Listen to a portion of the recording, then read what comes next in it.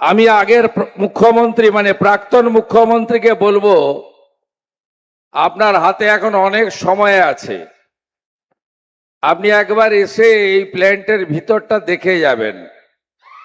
কেন বললাম জানেন?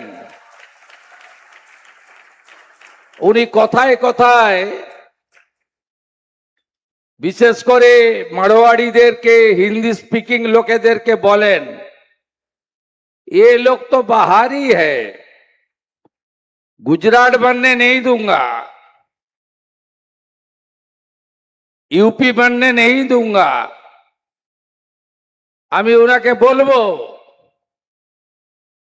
যে আমি অভিভূত, মন্দির তো আছে, রাধা মাধব তো আছে, মহাদেবের শিবলিঙ্গ তো আছে, নন্দী মহারাজ তো আছে, গোশালা তো আছে,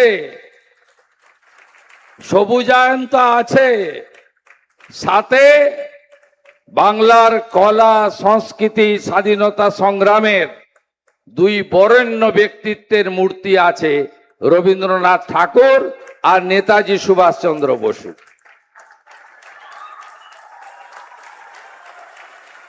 আপনি একবার এসে দেখে যাবেন, আমাকে জানাবেন, আমি সরকারের হেলিকপ্টারটা দিয়ে দেব। আর যাই বলুন, এদেরকে বাহারি বলবেন না। এবারে যদি এই সরকারটা না আসতো, এরা সব উড়িষ্যা চলে যাবে ঠিক করেছিল।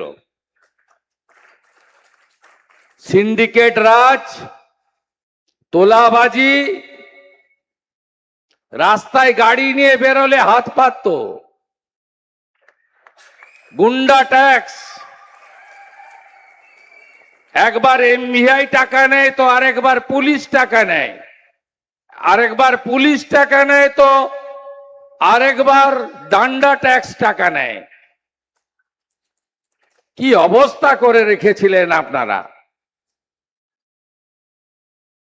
এই সরকার আসার জন্য বাংলা বাঙালি বেঁচে গেছে, আর ইনারাও ফিরে আসতে শুরু করেছেন।